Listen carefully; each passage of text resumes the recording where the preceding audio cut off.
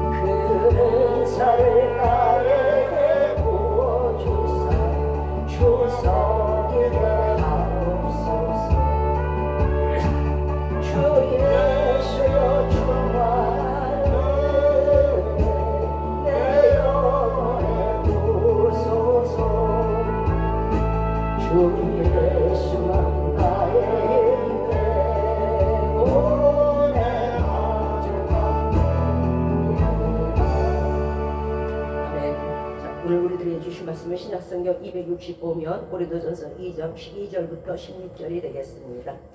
고린도전서 2장 12절부터 16절입니다. 제가 가진 성경 265면이고요. 고린도전서 2장 12절부터 16절입니다. 찾으신 줄 알고 제가 먼저 고린도전서 2장 12절을 먼저 읽도록 하겠습니다.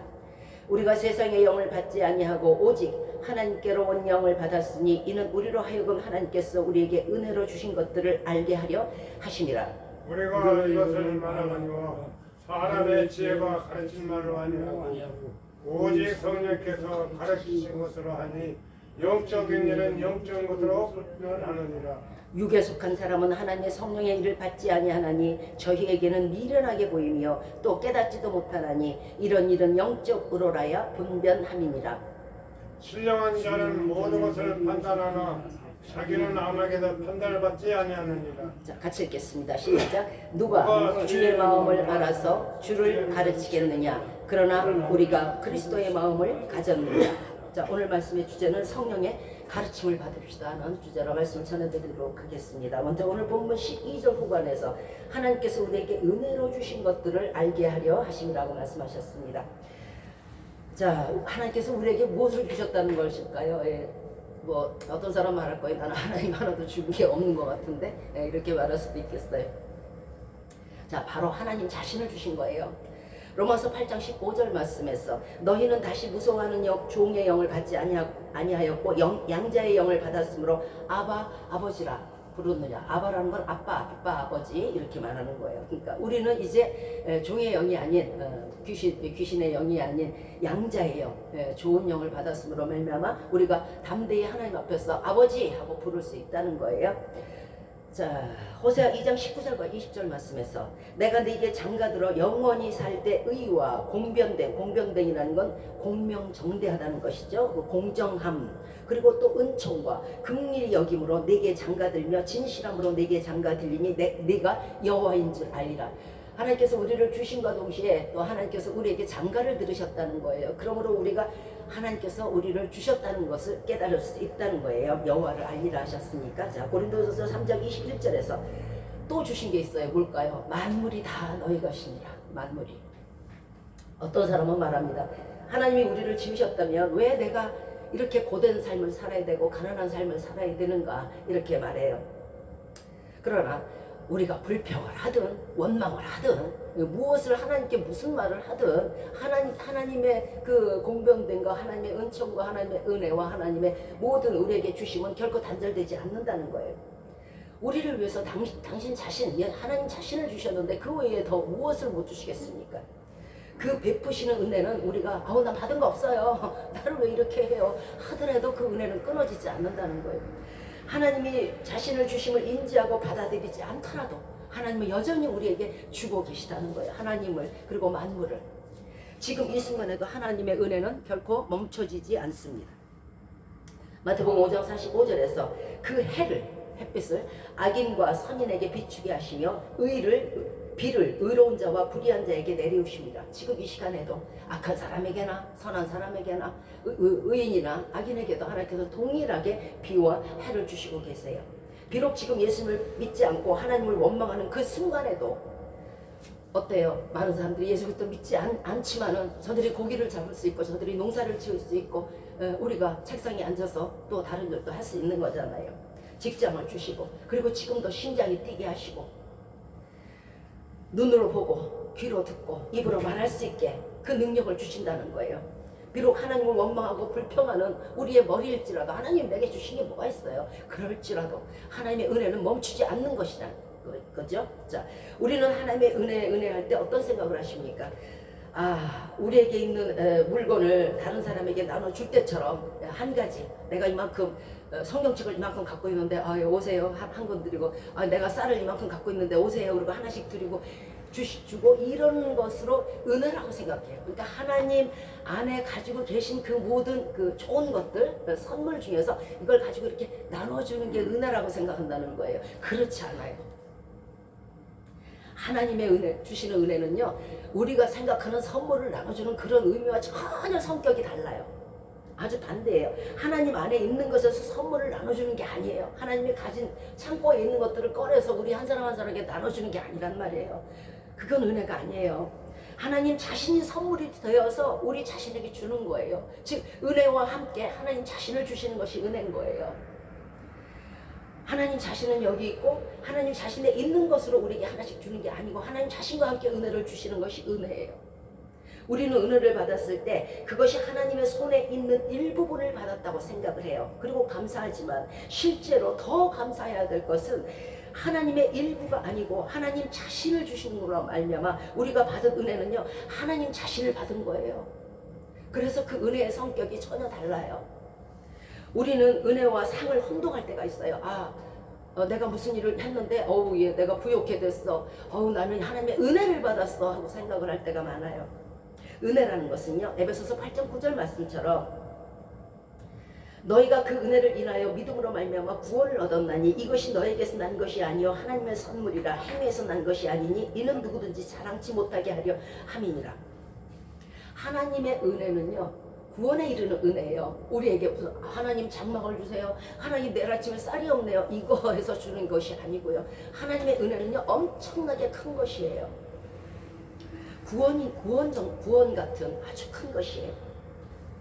하나님의 은혜는요, 받을 자격이 없어. 도저히 맨날 하나님 원망하고 불평하고 악한 일만 하고 그랬음에도 불구하고 주시는 것이 바로 은혜예요. 아무 자격이 없이. 자, 예수 그리스도를 믿는다는 이유만으로 우리에게 선물로 무엇을 주셨어요? 구원을 주셨어요. 그런데 은혜라는 것은요, 대가를 바라는 게 아니에요. 선물이라는 건 뭐예요? 대가를 바라지 않고 주는 거잖아요. 만약에 대가를 받고 주는 것이라면 그것은 서로 상대방과 딜을 하는 것과 마찬가지겠죠. 은혜는 하나님 자신을 주신 것을 기억해 주시기 바라요. 내가 은혜 받았다, 나 하나님 자신을 받았다, 이게 얼마나 큰 감사 위에 감사가 될 것인지 한번 기억해 주세요. 만약에 선물의 대가가 있는 것은요, 이미 선물이 아니고요, 은혜가 아니고요, 그것은 사치되는 거예요. 내가 무슨 일을 했는데 그것을 받았다, 거기에 대한 대가를 받았다, 그렇다면 그것은 삭신 것이지 은혜가 아니에요.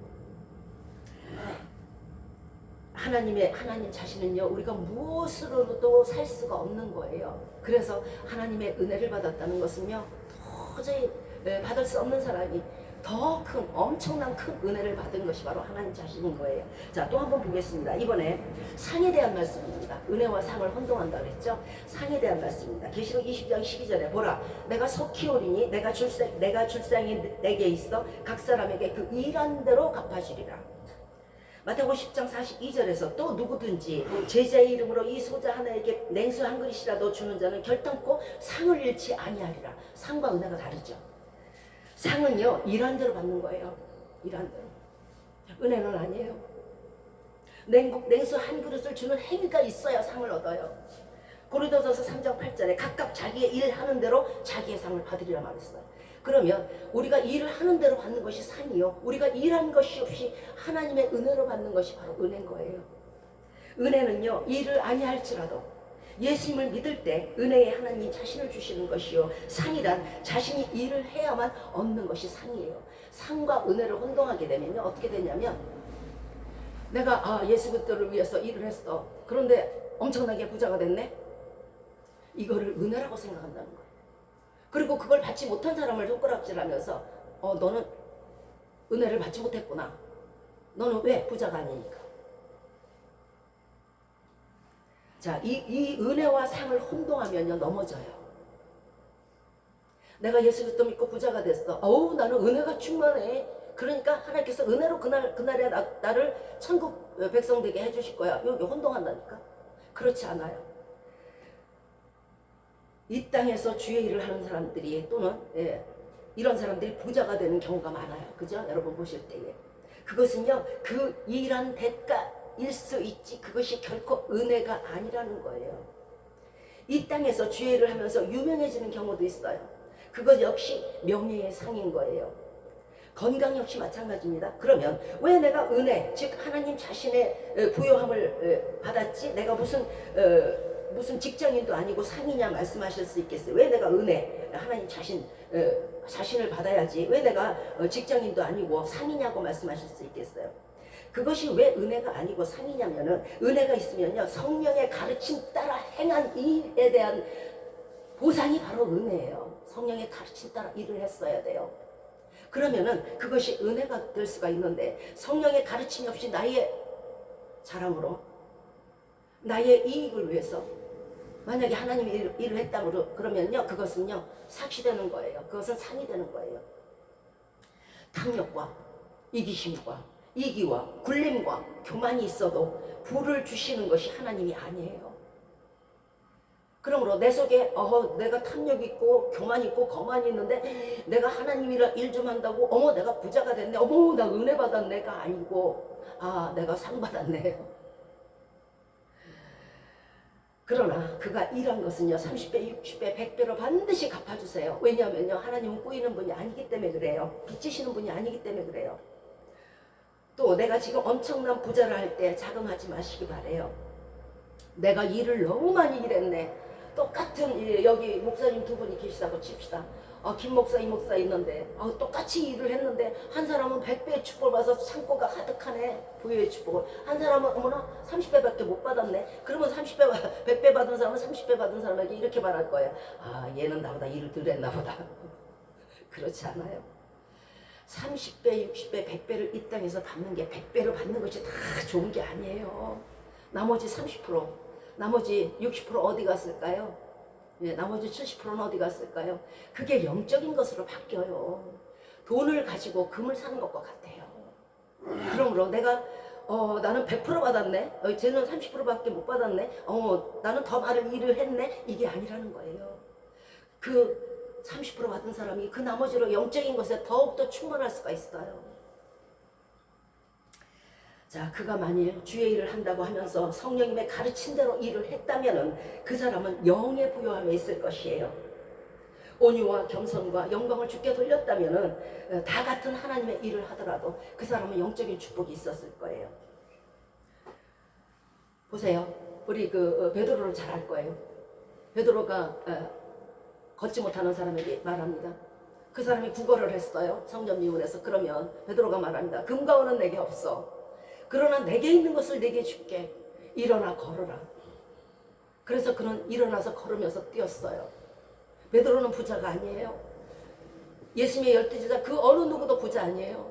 창고에 그득그득 쌓아놓은 거 없고요. 좋은 차 탄 사람 없어요. 근데 그들에게 있는 게 뭔지 아세요? 금과 은은 그들에게 없지만 능력이 있다는 거예요. 여러분은 어떻게 생각하세요? 여러분이 주의를 할 때에 여기서 100배를 받기 원하십니까? 아니면 아버지 이거 환전해 주세요. 아니 환금해 주세요. 내게 영적 축복으로 주세요. 내가 비록 일을 많이 했지만은 저는 이 땅에서 부자 되기 원하지 않아요. 그죠? 삼시세끼 밥만 먹여주시면 돼요.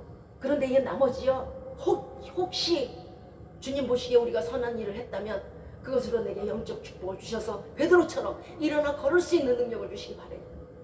이게 정상적인 사람이에요. 하나님께서 부자를 미워하시고 세상의 지식인을 미워하시는 이유가 뭐겠습니까? 아니 무슨 부자하고 왼수가 져서 지식인들이 그렇게 미워서 그래서 그러는 게 아니에요. 하나님 일을 하면서 부욕해 된 사람들이 지탄을 받는 이유가 뭐예요? 하나님의 주신 재물을 가지고 자신의 배만 위하기 때문에 하나님이 미워하시는 거예요. 세상에 있는 지식자들이 사람들에게 온전한 지식, 바른 지식, 예수 그리스도의 지식을 가르치지 않으니까 미우신 거예요. 그리고 하나님께서 주신 은사를 자기의 뿔을 높이는 데 사용하기 때문에 싫어하시는 거예요.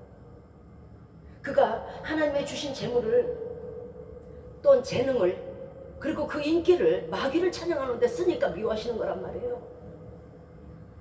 그 재능 자체를 미워하시는 게 아니에요. 그가 하나님의 말씀을, 경건을 이익의 재료로 삼아서 배를 불리기 때문에 미워하시는 거예요. 그가 부자라도, 그가 유명하더라도 사람들을 위해서 베풀고 사람들을 옳은 길로 인도한다 그러면 어째서 미워하시겠습니까? 우리에게 주신 은혜의 놀라운 것은요, 예수 그리스도를 주신 것이에요. 바로 독생자 외아들 예수 그리스도를 주셨단 말이에요. 누구든지 저를 믿고 그 이름을 부르기만 하면 구원을 주시겠다는 그 구원의 약속과 함께 예수 그리스도를 주셨어요. 만일 하나님께서 너희가 구원을 얻고 예수 피에 죄사함을 얻으려면 여기서부터 부산까지 맨발로 뛰어라, 여기서부터 하늘 끝까지 날아올라라, 금덩어리를 산 만큼 가져와라 한 것이 아니잖아요. 그저 무상으로. 이것이 은혜인 거예요. 무상으로 주신 거. 그저 예수 그리스도 이름만 부르면 된다고 하셨는데 그것조차도 안 하는 것은 도대체 무슨 꼬임에 넘어가서 안 하는 것인지 알 수 없습니다. 우리는 은혜를 무척이나 축소해서 생각합니다.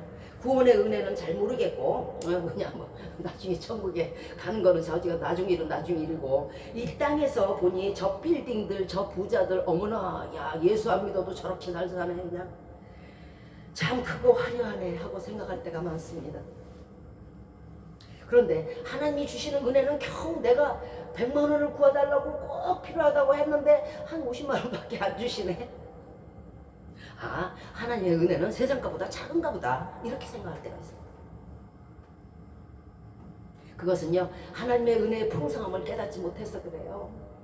저 바닷가에 많은 모래가 있어요. 저 하늘에 바닷가보다 더 많은 별들이 있을 거예요. 은하수까지 다 합친다면요. 우리는요 그 별들 이름 하나하나 몰라요. 그런데요 저 모래 하나를 하나님께서 부르신다는 거 아십니까? 하나님은 모르시는 게 없으시고요. 은혜를 주시고자 한다면요 지구 10덩이라도 만들어서 여러분에게 주실 수 있어요. 다만 그 받을 만한 마음밭이 되지 않아서 그런 거예요. 50%밖에. 빌립보서 4장 19절에 나의 하나님이 그리스도 예수 안에서 영광 가운데 너희 모든 쓸 것을 채우시리라. 인간에게 가장 필요한 것이 무엇입니까? 인간으로 태어나서 딱 두 가지 있어요. 하나는요 온 천하 우주 만물과 그리고 영생이에요. 그런데 아까 뭐라 그러셨습니까? 온 천하 만물을 다 우리에게 주셨다 했잖아요. 또 뭐라 하셨습니까? 예수 그리스도 구원자를 주셨다 했지 않습니까? 그러면 인간에게 필요한 건 더 이상은 없어요.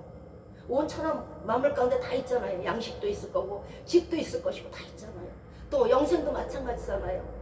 예수 그리스도를 주셨으면 우리가 천국을 가는데 인간에게 이 이상 더 필요한 건 없어요. 이 천하 우주 만물과 예수 그리스도를 주셨으면 하나님 자신을 다 주셨으면 우리는 그것으로 된 거예요. 넘친 거예요. 만물은 인간의 육적 소용을 위해서 있는 것이고요. 예수 그리스도는 인간의 영적 구원을 위해서 있는 것이에요. 지혜가 없는 사람은요 이 주신 만물 가운데서 만물의 일부를 쓰면서 살다가 돈이며 뭐 쌀이며 먹으면서 살다가 흙이 돼갖고 만물의 일부가 돼버려요. 이게 가장 지혜 없는 사람이에요. 사람이 뭐 죽어서 호랑이는 가족을 남기고 사람은 이름을 남긴다 그랬잖아요. 이름을 남길 뿐만 아니고 우리 베드로도 마찬가지고 이름을 남겼지만 천국에 가야 될 거 아니에요. 그죠? 그런데 사람이 태어나갖고 여기서 채소 먹고 야채 먹고 그렇게 살다가 흙으로 빚좀 받았더니 또 흙으로 그냥 가요. 이게 무슨 바보 같은 경우입니까? 이름을 못 남겨요. 그런데 지혜가 있어서 구원의 은혜를 가지고 오신 예수 그리스도를 믿는다면 영원한 천국의 일부가 되는 거예요. 여러분 여기서 예수 그리스도 안 믿고 살다가 이 지구 땅덩이리에 저 한 줌의 흙, 한 줌의 흙으로 돌아간다 그러죠. 흙에 이 지구상이 한 줌의 흙의 일부가 될 것입니까? 아니면 천국 사람이 되어서 천국 자녀가 되어서 천국의 일부가 될 것입니까? 이 가운데 딱 중요한 것이 뭘까요? 예수 그리스도예요. 이것은요 저차원적인 삶과 고차원적인 삶의 결과인 거예요. 한 사람은 땅에 한 사람은 하늘의 차이가 있겠죠. 자, 우리는 구원을 믿지 않는 사람들을 볼 수 있습니다. 이 땅에서 삶이 전부이며 죽음이 곧 끝이라고 생각하는 사람들이 너무너무도 많습니다. 만일 저들의 말대로라면 그래요, 좋아요. 그들의 말대로라면 그들의 사상은 뭘까요? 하나님은 인간을 죽이시기 위해서 지었고, 그죠? 죽으니까 인간이 그걸로 죽는 걸로 끝이라며. 하나님은 인간을 죽이시기 위해서 지었고, 죽이시기 위해서 창조하셨고, 애초에 죽이시기 위해서 태어나게 하셨고, 죽음으로써 죽이는 하나님이 되어버려요. 그렇다면 6일 동안 뭐하러 애쓰고 천지를 창조하셨으며 뭐하러 독생자 예수 그리스도를 우리에게 주시는 겁니까? 어차피 죽일 건데, 죽이려고 만들었고 죽이려고 태어나게 했는데, 그리고 죽음으로 끝냈는데, 그러니까 인간이 죽으면 끝이라는 것이 아니라는 거예요. 왜? 독생자 예수 그리스도를 주셨으니까. 왜? 천하 만물을 주셨으니까 살리도록 한 거잖아요. 죽일 인간들을 위해서 무엇 때문에 산 아들을 죽이시겠습니까? 죽일 인간들을 위해서 왜 천지를 창조해서 먹고 살게 하십니까? 외아들을 죽이시는 것은요 우리를 살리려 하심이 아니겠습니까? 또 천지의 짐승과 나무를 주시고 치킨을 주시고 물을 주시면 우리를 살리려고 하신 거잖아요. 그러면 죽음으로 끝난다는 건 말이 안 맞지 않습니까? 죽일 사람들을 위해서 왜 이런 일들을 하시겠습니까? 이것은요 우리를 살리고자 하심이 분명한 거 아닙니까? 죽으면 끝이 아니에요. 우리는요 삶이 너무 힘들므로 하나님이 우리를 버리셨다고 유기했다고 생각해요. 그러나 하나님의 사랑은요 쉽게 끊어지는 사랑이 아니에요. 우리가 생각하는 그런 남녀 간의 사랑, 뭐 부모 간의 사랑. 다윗은 말해요. 내 부모는 나를 버렸다고. 왜? 죽었으니까. 그러나 하나님은요 자신의 외아들을 죽일지언정 우리는 안 죽여요. 그러니까 외아들을 죽여서 우리를 살리신 거잖아요.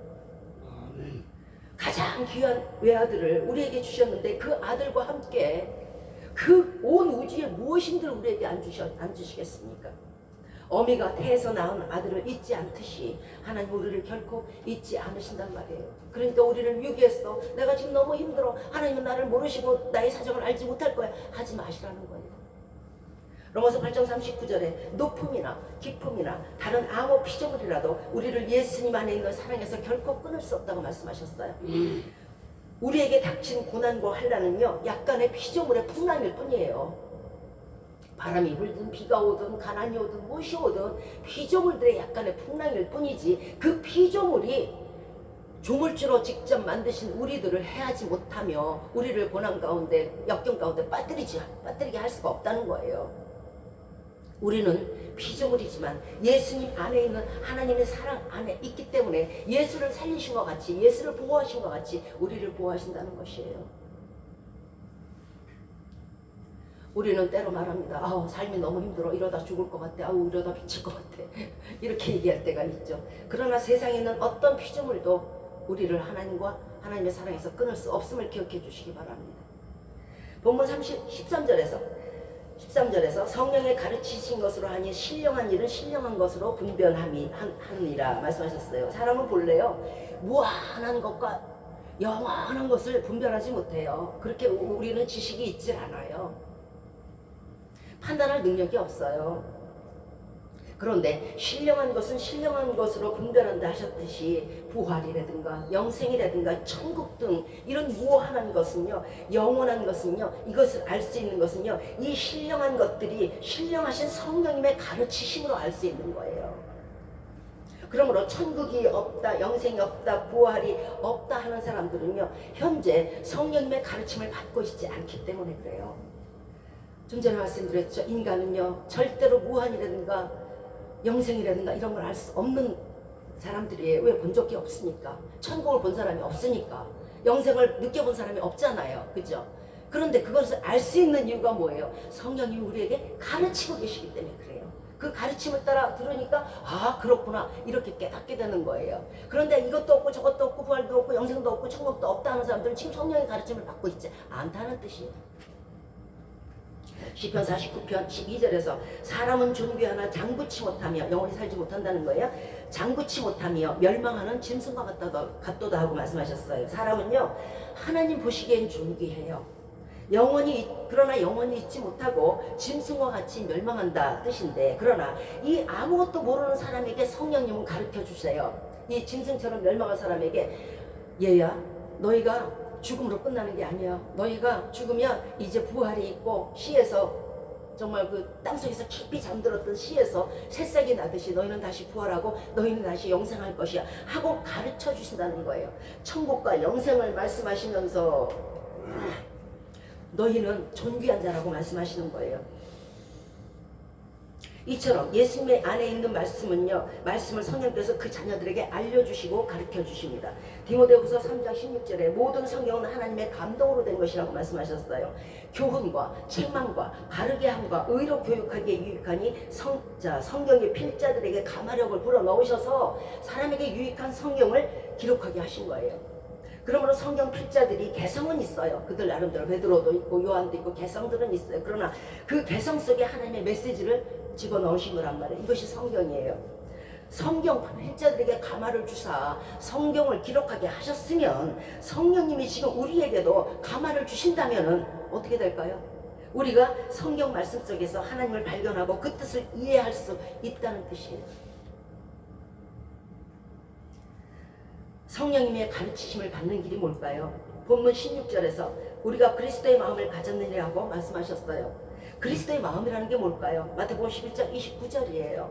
나는 마음이 온유하고 겸손하니 나의 멍에를 메고 내게 배우라. 그리하면 너희 마음이 쉼을 얻으라, 평강을 얻으리라 말씀하십니다. 자, 그리스도의 마음을 가졌다는 것은요, 성령님께서 그리스도 안에 계시듯 우리 안에 거하셔서 그리스도의 말씀을 가르치시는데, 우리가 그리스도의 온유한 마음을 가지면, 우리가 그리스도의 정말 그 겸손한 마음을 가지면 성령님께서 오셔서 가르쳐 주신다는 거예요. 그리고 그 말씀으로 말미암아 우리가 얻는 게 뭐예요? 쉼을 얻으리라, 평강을 얻게 되는 거예요. 말씀이 없는 사람들, 평강이 없겠죠. 예수님의 마음을 가졌다는 것은요, 예수님처럼 온유와 겸손함으로 성령님께 겸손히 도움을 구하며, 성령님은 우리의 눈을 밝혀주시고 진리를 깨달을 수 있게 해주세요. 그럼 제일 처음에 해야 될 일이 뭘까요? 아우, 나도 좀 깨닫고 싶어, 나도 좀 거듭나고 싶어, 나도 좀 예수 그리스도의 비밀을 좀 알고 싶어, 천국의 비밀을 알고 싶어. 그러면 어떻게 해야 될까요? 온유와 겸손이에요. 이것이 없이는 결코 성령의 가르침을 얻을 수가 없어요. 왜? 성령님은 깨끗한 곳에 오시기 때문에 그래요. 온유와 겸손이 없다면 그 속에 뭐가 있을까요? 악의와 불의와 교만과 거만이 있겠죠. 거기에 성령님은 결코 오실 수가 없어요. 그러니까 성령님이 내게 왜 안 오시냐 탓하지 마시고 내 마음을 따뜻하시면 돼요. 자, 왜 온유하고 겸손해야 하는가? 그것은요, 하나님은 영이시며 성령님도 영이세요. 그리고 성령의 감동으로 된 것이 성령이므로, 성경은 성령의 가르치심으로 읽어야, 온유한 마음으로 읽어야 그것이 밝히 보이는 거예요. 겸손한 마음으로 읽어야 되는 거예요. 왜? 영으로 지으시고 영으로 기록하셨고 영으로 지시하셨으니까. 그것을 영적으로 읽지 않는다면 그것을 어떻게 깨달을 수 있겠어요? 그러므로 예수님과 같은 온유와 겸손이 없으면요, 성령님의 가르치심이 없음으로 말미암아 말씀을 깨달을 수가 없어요. 그것은요, 굉장히 삭막한 사막과 같아요. 자, 조금 전 사람들은 존귀하다고 말씀하셨어요. 예수님 앞에서 어우, 존귀한 나의 아들아, 존귀한 나의 딸아. 하나님 보시기에 사람은 만물 가운데서 가장 귀하게 하나님의 손으로 유일하게 직접 만든 거예요. 그러나 시편 73편 22절에서 내가 이같이 우매무지하니 주의 앞에서 짐승이 오나. 짐승과 다를 바가 없어요. 인간은요, 짐승 같은 우리를, 짐승보다 잘난 것 없는 우리를 왜 하나님은 존귀하다 하시는가? 아유야, 가만히 보니까 저도 가끔 깨달아 이렇게 봐요. 사자, 와 멋있게 생겼다. 야, 쟤는 1년 12달 옷 안 갈아입어도 되겠다. 야, 우리는 봄 되면 갈아입고, 겨울 되면 갈아입고, 여름 되면 갈아입고, 아유 추워, 아유 더워하는데, 야, 니들은 참 좋겠다. 생전도 목욕도 안 하네. 자, 그런데 제가 봐도 부엉이를 한번 보니까 그렇게 멋있게 생길 수가 없어요. 참, 어우, 세상에, 야, 어떻게 어떤 사람이 저걸 저렇게 만들 수 있을까 싶어. 너무 멋있는 거예요. 사자도, 악어도. 그런데 하나님은 이 모든 걸 다 나비두고 왜 하필 인간들어 하나 볼품 없어요. 정말 벗겨놓고 보면 하나도 볼 거 없어요. 왜 인간들어 그렇게 존귀하다 하시냐? 귀한 것을 넘어서 존귀하다 하시는 거예요. 그것은요, 이유가 있어요. 왜 하나님께서 우리더러 존귀하다 하시냐면요, 우리가 하나님의 가족이기 때문에 그래요. 마태복음 5장 16절에 하늘에 계신 너희 아버지께 영광을 돌리게 하라 말씀하심처럼, 하늘에 계신 너희 아버지, 우리 아버지, 우리 아버지이기 때문에 그래요. 우리 아버지라고 부를 수 있는 사람은 자녀이기 때문에 그래요. 그래서 하나님 앞에서 우리는 귀한 거예요. 왜? 당신의 자녀니까. 하나님이 우리 아버지가 되시고 우리는 자녀가 되어서 영원히 함께 살아가니 하나님 눈에 귀하지 않은 자녀가 어디 있겠어요? 그러니까 우리가 사자보다 못생겨도 귀하다는 거예요. 존귀하다는 거예요. 하나님과 함께 영원히 살 자식이기 때문에. 계시록 21장 3절에서 보라, 하나님의 장막이 사람들과 함께 있음에 하나님이 저희와 함께 거하시리니. 우리와 함께 사실 거예요. 하나님의 장막이 우리와 함께 있을 거예요. 그러니까 하나님 눈에는요, 사자가 귀하겠어요, 악어가 귀하겠어요. 사람이 최고 이쁜 거예요. 최고 존귀한 거예요. 당신과 함께 영원히 살 거니까요. 당신의 아들 딸들이니까요. 잠언 3장 19절에서 인생에게 임하는 일이 짐승에게도 임하나니 이들에게 임하는 일이 일반이라. 저의 죽음과 같이 이도 죽으니 사람이 짐승보다 뛰어남이 없으면 모든 것이 어때다고 말씀하셨어요. 하나도 짐승보다 잘난 게 없는 거예요. 짐승이 뭐 치킨 때문에 죽으나 뭐 돼지가 죽으나 소나 죽으나 똑같아요. 그런데 존귀한 것은요, 하나님이 우리와 함께 사시는 분이기 때문에, 하나님이 우리의 아버지가 되시고 우리는 하나님의 자녀가 되기 때문에 귀하다는 거예요. 하다못해 요즘 애완묘들 많이 키우시잖아요. 남의 집 개는 못생겨 보여도 자기 집 개는 이뻐 보이는 거예요. 자, 다 흙으로 돌아가려니와 인생의 혼은 위로, 짐승의 혼은 아래로, 곧 땅으로 내려가는 줄을 우리가 알리라. 짐승과 똑같은 인생이 무엇이 귀하겠습니까? 그러나 사람의 혼은 위로, 짐승의 혼은 땅으로 간다는 거예요. 그것이 다르다는 거예요. 고린도전서 15장 59절에서 이 썩을 것이 불갑을 썩지 아니할 것을 입겠고 죽을 것이 죽지 아니함을 입으리라 말씀하셨어요. 왜? 똑같은 짐승처럼 똑같은 상황이지만은, 똑같은 일반적인 죽음이지만은, 이 썩을 것이 절대로 썩지 않을 것으로 다시 부활할 것이고 죽을 것이 죽지 않고 영생할 것이라는 것이에요. 인간이 존귀한 것은요, 예수 그리스도로 인하여 썩을 몸이 부활하고 예수 그리스도로 인하여 사망 권세를 이기고 천국에 들어가니까, 그래서 인간이 짐승보다 존귀하다는 거예요. 또 천국 백성이니까, 천국의 자녀가 될 것이니까, 그래서 존귀하다는 것입니다. 자, 성령님은 말씀으로 우리를 영접하는 그 순간까지 우리를 가르치고 인도하세요.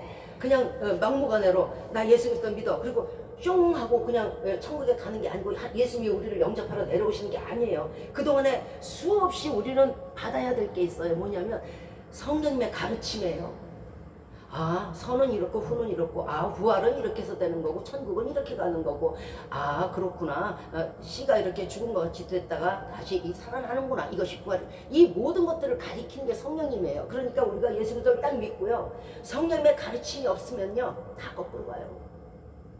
교만이 들어오고요, 그 다음에 무지가 들어오고요, 다 된 줄 알고요, 넘어진 자는, 선 줄 아는 자는 넘어짐을 조심하라 그랬지만, 성령님의 가르침이 없으면 넘어져요. 예수 그리스도께서 우리를 영접하시는 그 날까지 계속적으로 가르치는 게 성령님인데, 이 가르침의 성령님의 인도함을 받지 않으면요 결코 천국에 들어갈 수가 없어요. 자, 끝내 성령님의 가르침을 회방하는 사람들도 있을 것입니다. 그리고 그날에 말할 것입니다. 예수님, 나는 저 구더기와 같지 않아요. 나는 존귀한 사람이에요. 하나님께서 직접 나를 지으셨잖아요. 그러니까 나를 천국에 들여보내주세요. 이렇게 말할 수도 있겠어요. 어떻게 내가 존귀한 사람인데 저 따위 나비, 뭐 구더기, 뭐 바퀴벌레 이런 것들하고 같이 지옥가요? 그때 이 말씀이 응할 거예요. 시편 49편 20절 말씀입니다. 잘 새겨주시기 바래요. 시편 49편 20절. 존귀에 처하나 깨닫지 못하는 사람은 멸망하는 짐승이로다. 그래, 하나님께서 너희가 존귀한 자녀라고 하셨어. 그런데 그걸 깨닫지 못해. 깨닫지 못해서 예수 그리스도를 믿지 않으니까 어떻게 돼요? 멸망하는 짐승과 같은 거예요. 존귀에는 처했었어요, 애초에 하나님께서 지으실 때. 그러나 그 존귀에 처해서 존귀까지 가도록 성령님의 가르침을 받아야 멸망하는 짐승이 되지 아니하고 천국의 자녀가 되는 거예요. 존귀치 못한 자를 존귀하자 하시며 우리의 하나님 아버지 되심을, 우리가 하나님이 우리 아버지 되심을 부끄러워하지 아니하시는 주님을 보면서 예수를 믿어야 하지 않겠습니까? 존귀에 처했으면 계속적으로 존귀에 처해야지. 존귀에 처했다가 멸망하는 짐승은 왜 거기를 따라가야 됩니까?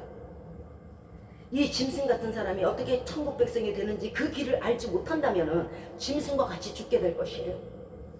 왜? 육에 속한 사람은요 육과 함께 죽을 것이고, 영에 속한 사람은요 영과 함께 살 것이기 때문에 그래요. 그러나 닭과 돼지는요 그날에 좋은 점이 있어요. 심판 안 받아요. 그러나 인간은 존귀에 처하지 못하고 천국 백성이 되지 못하면 심판을 받는다는 것이에요.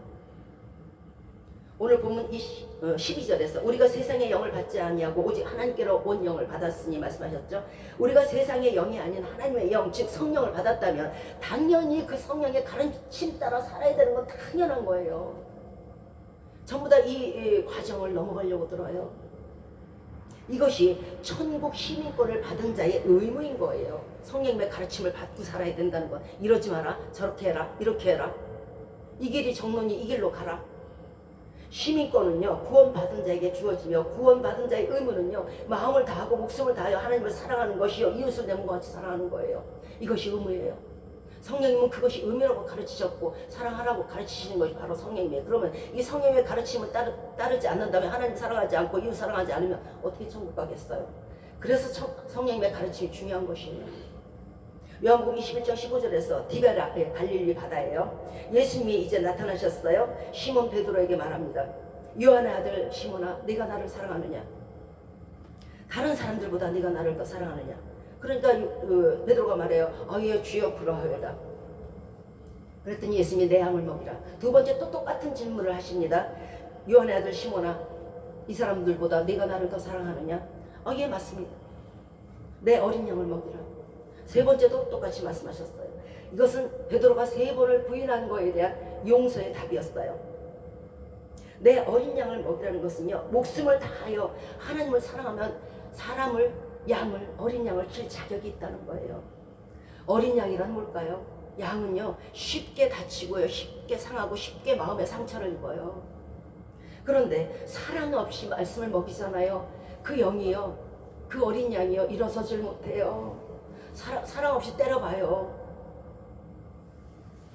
왜냐하면 말씀은 사랑이고, 사랑이 없이 먹이는 것은요 학대고요, 그리고 꽹가리기 때문에 그래요. 요즘 많이 나오죠. 어린이 학대요. 어린이는요 사랑으로 먹여야 되는 거예요. 양도 마찬가지예요. 지금은 많은 사람들이 나는 구원받았어 아우 나는 천국 따놨어 이렇게 말할 거예요. 그런 사람들에게 물어보겠습니다. 하나님을 사랑하십니까?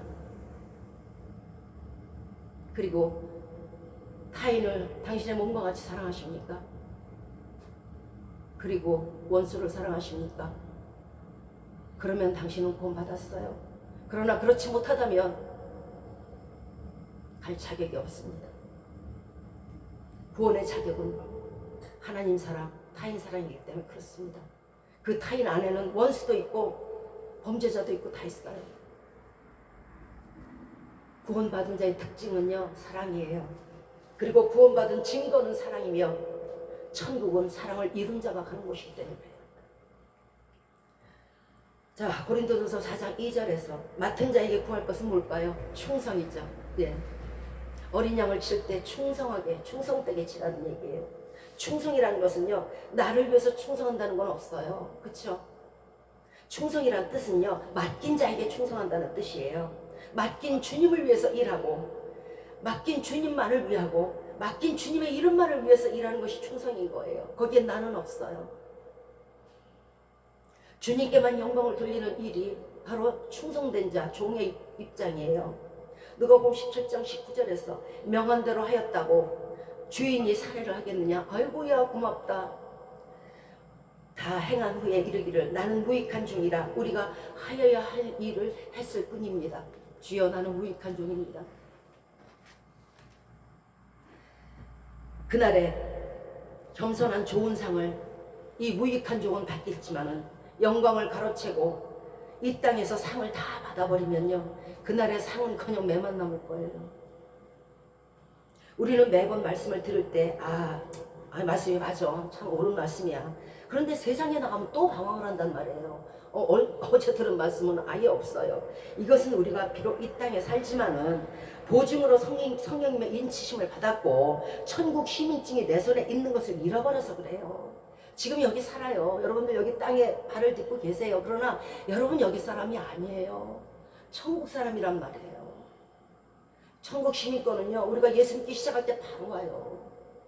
그래, 이것을 누가 보증했어요? 성령님이 보증하신단 말이에요. 이 사람 맞아요. 예수 믿는다고 고백했어요. 신앙 고백했어요.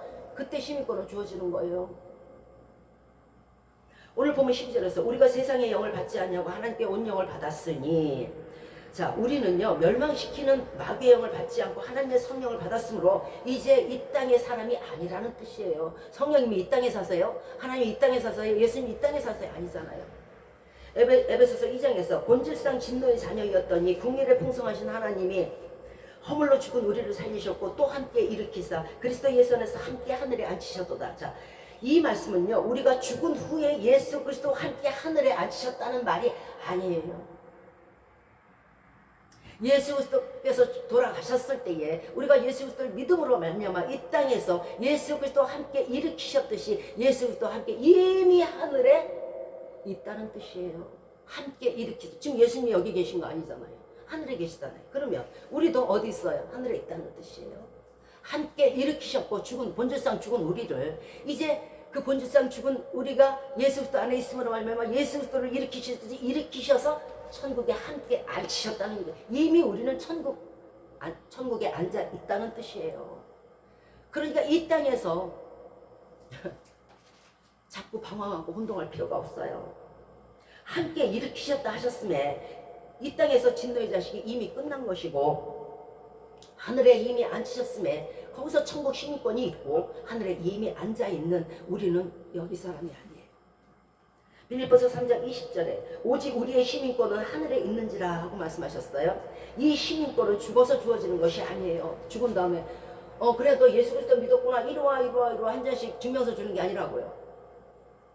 예수 믿음으로 우리가 예수 그리스도와 연합할 때에 즉시 주어지는 것이에요.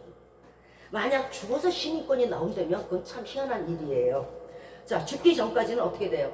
이 땅의 법을 섬겨야 되고 마귀의 법을 섬기고 세상의 법을 섬겨야 될 거 아니에요. 그리고 세상의 악령의 시험을 받고 살고 악령을 섬기고 살다가 천국 문 앞에서 나 예전에 예수 믿었는데 그리고 그래 그럼 시민권 한 잔씩 이건 아니잖아.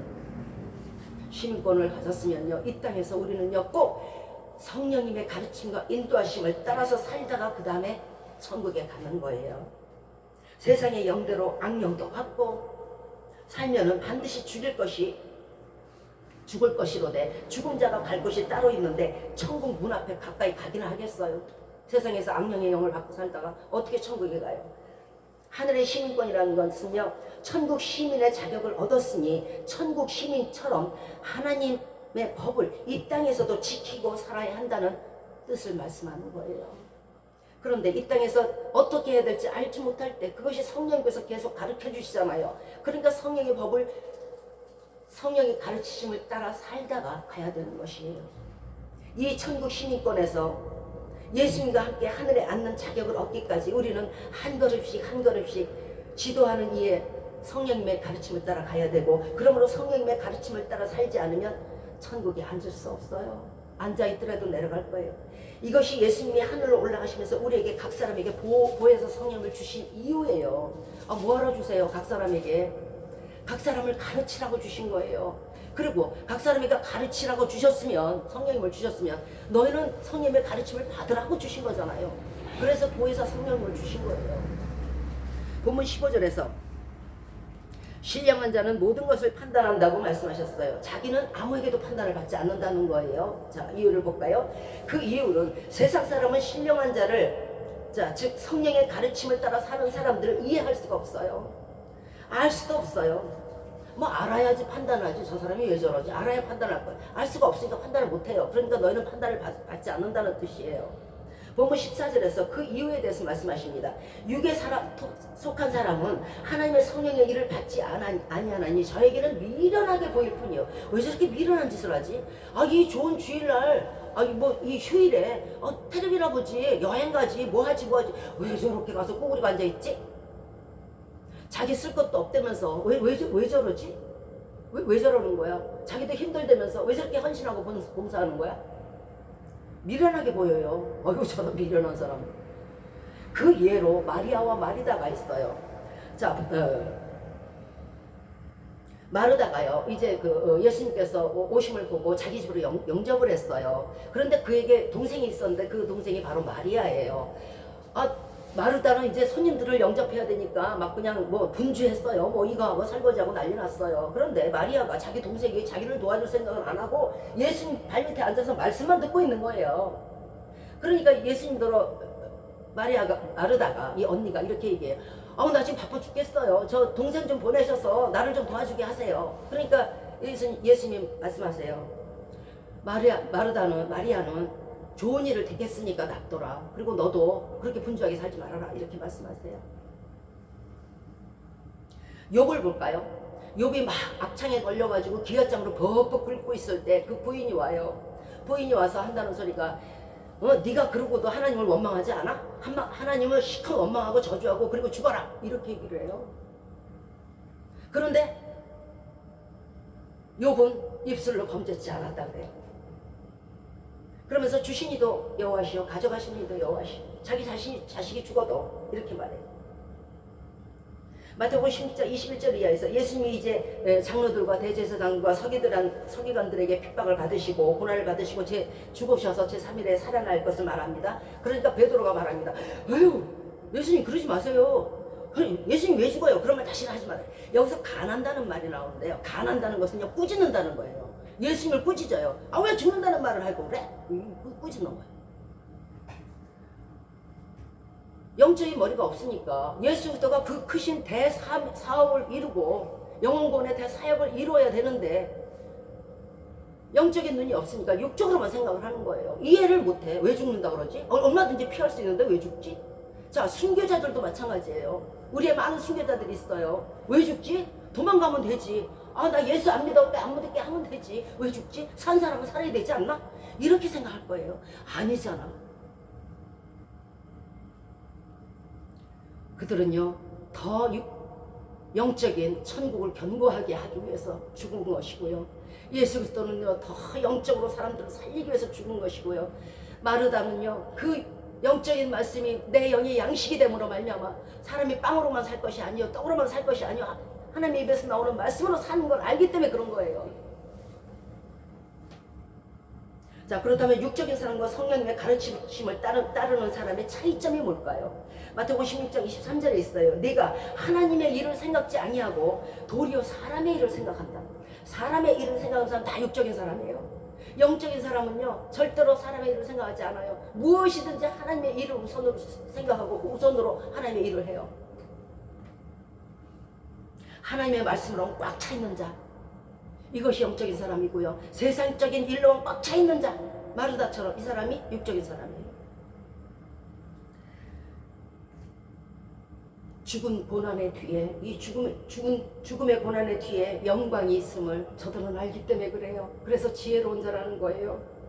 본문 끝절 16절에서 누가 주의 마음을 알아 주를 가르치겠느냐. 그러나 우리가 그리스도의 마음을 가졌다고 말씀하셨어요. 우리가 그리스도의 마음을 가질 수 있는 것은요 어떻게 돼요? 우리는 무한되어 있는 걸 알지 못한다 그랬잖아요. 그런데 성령님의 가르침 따라서 성령님이 가르쳐 주시니까 알게 돼요. 그러니까 우리가 그리스도의 마음을 가질 수 있게 되는 거예요. 한 대 때리면 한 대 때리고 싶지 용서하고 싶냐? 아니잖아. 자, 그리스도를 판단할 수 없듯이 그리스도의 마음을 배운 자를 어떻게 판단하겠어요? 성령께서 지시하는 대로, 성령께서 가르치는 대로 사는 사람을 누가 판단할 거예요? 세상 사람들은 판단할 수가 없어요. 마르다가 마리아를 판단할 수 없듯이. 갈라디아서 5장 18절에 너희가 만일 성령의 인도하시는 바가 되면 율법 아래 있지 아니하리라. 자, 율법이라는 게 뭐예요? 죄잖아요. 죄를 정죄하는 거잖아요. 온갖 더러운 거, 우상숭배, 간음과 강통과 시기, 투기, 술 취함 이런 것들을 가지고 있는 사람이 성령님의 가르침은 어때요? 사랑과 희락과 화평과 인내와 자비와 형성과 충성과 절제잖아요. 이런 사람을 어떻게 정죄할 거예요? 자, 이런 율법을 하나님의 법을 금지할 법이 없는 것이에요. 성령의 법을 따르면요. 그러니까 율법 아래서는요 성령에 있는 사람 율법이 정죄를 할 수가 없는 거예요. 자, 말씀을 마치도록 할게요. 우리는 성령님의 가르침을 받아도 되고 안 받아도 되고 내 맘이라고 생각할 수 있어요. 나 권사인데 나 집사인데 성령님 가르치사 따라 살려니까 되게 피곤해. 나 안 받을 거야. 이런 사람도 있을 거예요. 갈라디아서 6장 8절에 자기의 육체를 위하여 심는 자는 육체로부터 썩어진 것을 거두게 되고 성령으로부터 난 사람은 영생을 얻게 된다고 말씀하셨어요. 그래, 나 세상적으로 살았어. 아유, 죽어서 썩으면 그만이지 뭐. 아유. 그런데요, 꼭 여러분께서 알아두셔야 할 게 있어요. 하나님에게는요, 하치장이 없어요. 하나님에게는요, 썩은 것이 냄새나지 않도록 영원히 태우는 불밖에 없어요. 모아두고 쌓아두는 곳이 없다는 것이에요. 빌립보서 4장 9절에 너희는 내게 배우고 받고 듣고 본 바를 행하라. 그리하면 평강의 하나님이 너희와 함께 하시리라. 여러분이 평강하고 여러분의 가정이 평강하고 여러분의 온 지경이 평강할 수 있는 길이 무엇인지 아세요? 성령의 가르침 따라 사는 거예요. 성령님의 가르침 따라 살면서 예수님의 말씀을 따라서 행하면서 일생 평강의 하나님께서 함께 하시는 저와 여러분의 가정과 여러분의 온 지경이 되시기를 주 예수 그리스도의 이름으로 축원드리겠습니다. 아멘.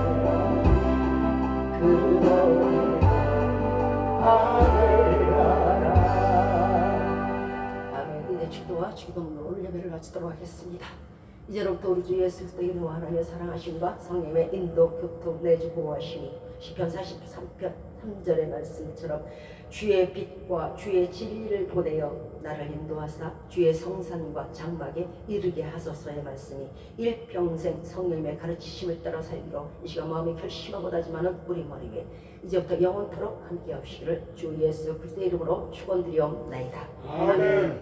하늘에 계신 우리 아버지여, 이름이 거룩히 여김을 받으시오며 나라의 마옵시며 뜻이 하늘에서 이룬 것 같이 땅에서도 이루어지이다. 오늘날 우리에게 일용할 양식을 주옵시고 우리가 우리에게 죄 지은 자를 사하여 준 것 같이 우리의 죄를 사하여 주옵시고 우리를 시험에 들게 하지 마옵시고 다만 악에서 구하옵소서. 대개 나라와 권세와 영광이 아버지께 영원히 있사옵나이다. 아멘.